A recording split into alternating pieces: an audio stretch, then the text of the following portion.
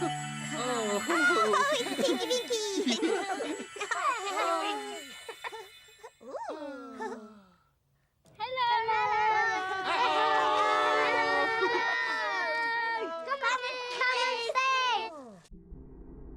Hello everyone, and welcome to ThunderClub House 4. I am your host, Kaznarius.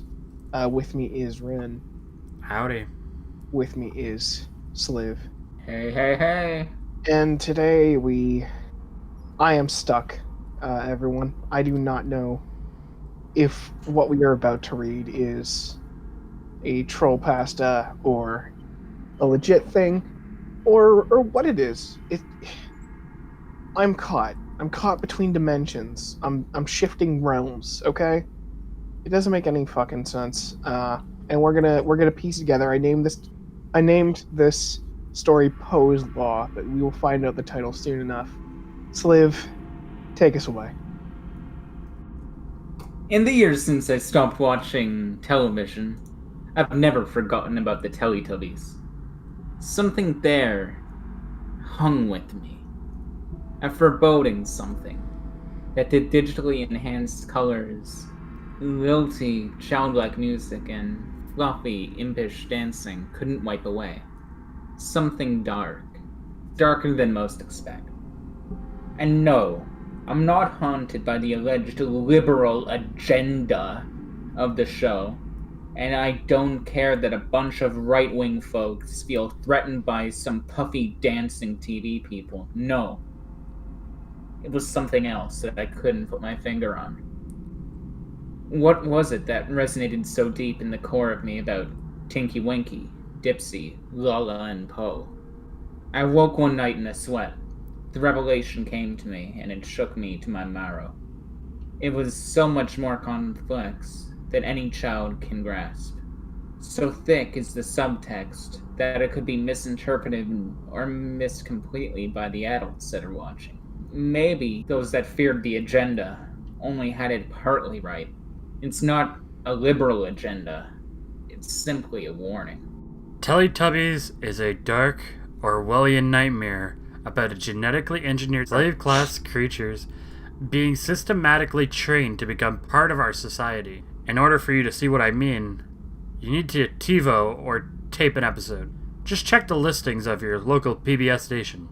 Just watch one and you'll see exactly what I'm talking about. Then perhaps the words that follow and the evidence I provide will resonate within you as they do in me.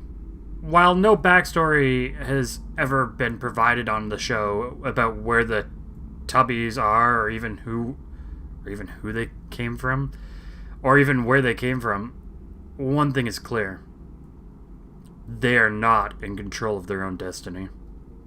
3 things control their day-to-day lives. First, there is the voice, a tinny female voice that tells them when to eat, when to sleep, and when to say goodbye. The robotic, maternal voice blasts from a speaker implanted in the ground, hinting that something larger lies underneath and is constantly vigilant. The second is Nonu, a harmless-looking anthropomorphic vacuum cleaner robot who wanders after them, cleaning up their messes that they made and passively scolding them for bad decisions. Nunu is the watchdog, the controlling tool of the powers that have placed the Tubbies here. The third, in the triumvirate, is the iconic. This guy took an English class. Wow. In the triumvirate is the iconic, menacing pinwheel. The pinwheel is the true power in Tubbyland, a mystical godhead that the simple-minded Tubbies worship. When the pinwheel spins, the Tubbies stop whatever they're doing and run to the top of the hill. Here they perform a ritual for the gods in the sky, trying to curry favor. They gestate and roll around like puppies having their bellies rubbed, trying to win the ultimate prize. And only one is favored, only one can be chosen. When that one is chosen, they are blessed by having the genetically implanted bioelectric television screen in their abdomen activated. The Tubby is rewarded not only by being the Pinwheel's messenger to the other Tubbies, a mouthpiece, if you will, but also apparently by a physical orgasm of joy at the activation of the screen. And what does the screen show? It shows an indoctrination film. Here is the world of man, and one of its customs. Learn for you will soon join us, live among us and serve us. A message from the Pinwheel God. I call it Revnoku, just because it sounds cool. When the ritual of the indoctrination is done, the Tubbies return to their day, childlike and innocent. Finally, watching over it all is the sun baby. The innocent, benevolent soul of humankind hangs over it all, illuminating Tubbyland. You see, we're guiltless in this. We have chosen for ourselves the form of a child, an infant. What could be more guilt-free and benevolent than a cooing baby, full totalitarian eyes that peer out from the darkness? The powers that control Tubbyland have made it beautiful, green, and colorful. Temperature controlled. I have not determined yet if it's an island or another planet. I lean toward planet because their underground bunker they live in seems to resemble some sort of buried spacecraft. Wherever they are cut off from outside influence. Anyone who has ever watched The Prisoner can make the connection quickly. Like the Eloi from The Time Machine, they are kept simple, stupid, sated, and enslaved in a place of vibrant beauty. Lambs to the slaughter. The better to devour you with, my dear. I beg you to watch and decide for yourself. It's all there on the screen, and finally, for me, all the pieces fit. Children enjoy it, as they should, for the colors and the nonsense. For adults, it should be a chilling warning of times to come in future. It is a morality tale about the potential dangers of cloning and genetic manipulation abuse by those who think themselves benevolent. The Tubbies are alerting us to a future where genetically crafted androgynous worker beings, with entertainment centers built into them, will serve us. Slaves who will stumble and babble their way through our world, pleasing us, for we are Revnoku. We are the soulless chiz. Immoral bitch of their world. We demand their obedience. We demand they perform and dance and work for us. Teletubbies is simply a warning of the encroaching darkness, the decay of the human spirit as it ages, fat, bloated, and raping not only the natural world, but the world in the future, possibly. Teletubbies is about the end of the world. And that was Teletubbies The Truth by author unknown. Yeah. Wow. Jesus Christ, what was that? Where do we stand? Because reading bits and pieces of this, I went into this thinking troll pasta, but I'm kind of leaving it thinking This is idiot who 1984. over-theorized things. Sorry, idiot doing his best Matt Pat impression. Sorry, Matt Pat. We found the author. Matt. The only thing that would throw me towards it being a troll pasta is I called it Revnoku because it sounds cool. Sounds cool, right? Okay. Sure. But I don't know, man. Here's the thing that's got me sort of thinking.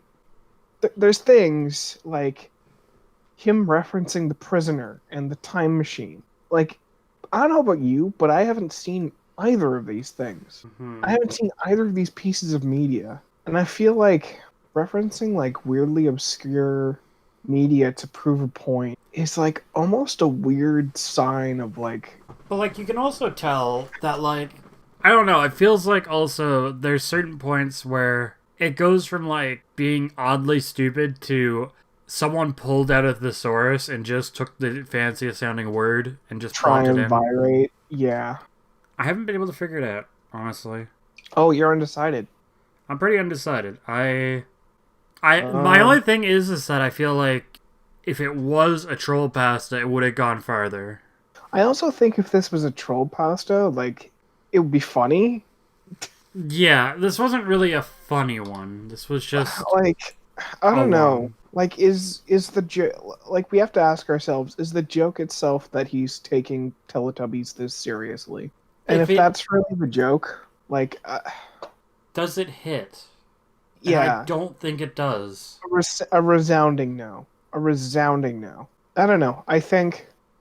It's like generally when we finish reading one of these, I have something to say about it, but this one's everything about it is pretty like we just finished reading it and it feels unmemorable.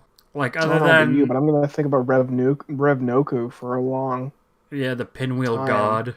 And then there's shit like that, where it's like, damn, like of course a dumb troll pasta would like have the author self-inserting and making a strange like, I call it this, And like because I it guess sounds cool. going back to like the beginning, I think another thing that would lean it towards troll pasta is going on like about the liberal agenda of the show and Oh, the like liberal agenda, inserting yeah, politics really needlessly early out of on. nowhere. Praise Okay, Revnoku. all right, Praise Revnoku. Sliv, we're gonna lock in soon. But what are your thoughts on this? Is this troll pasta or is this a legitimate theory of some kind? No, this is definitely a troll pasta. Yeah. Like, What makes this you was think brought that? way too much into the extreme. How so? How so? Like, Yeah. fuck, the liberal agenda, fucking it being Orwellian, this, that, and the fucking other thing. They're just trying to pull shit out of their ass there. Like, there's probably a deeper story to Teletubbies, but it isn't to fit some sort of agenda or anything like that. Here's the thing, like a troll pasta, generally the story itself has to hinge on like it The funny itself factor. being a joke, yeah.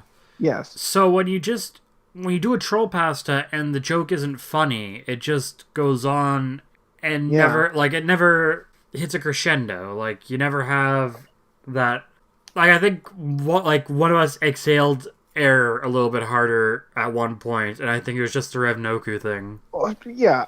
Okay. No. And sorry to counterpoint that it's troll pasta. The point about it being a liberal agenda, is actually a weird running theory about the show that I have seen online before.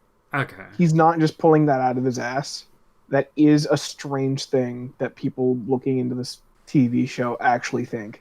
Okay, I actually didn't know that. I figured it was just I could be wrong, but I swear I've seen something online about that.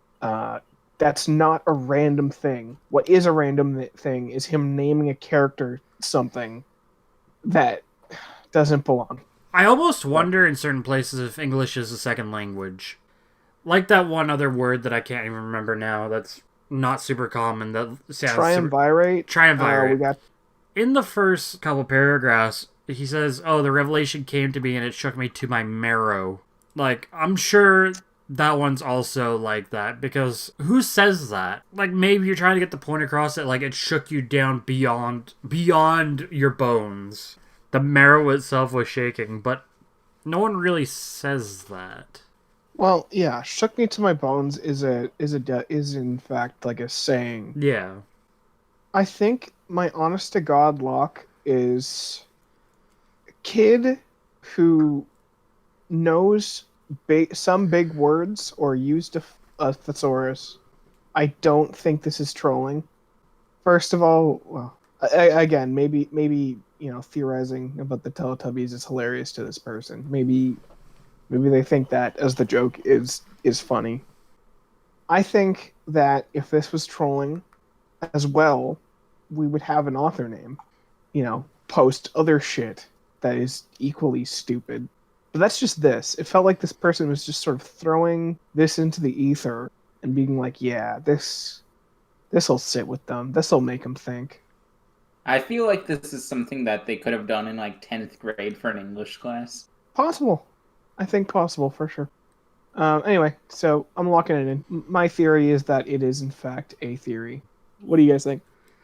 Final locks. Let's go. I'm gonna lean away from troll pasta on it. I honestly think it was just someone that was giving it their best and it just fell a little bit flat. Slave? No, it doesn't look like a troll. It looks like they just tried too hard to make it shocking at this point. All right.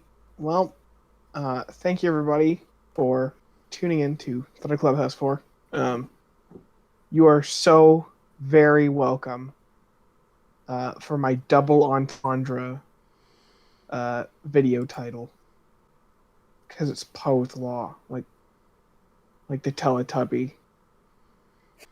All right, bye everybody. Bye. Thanks Bye-bye. for watching.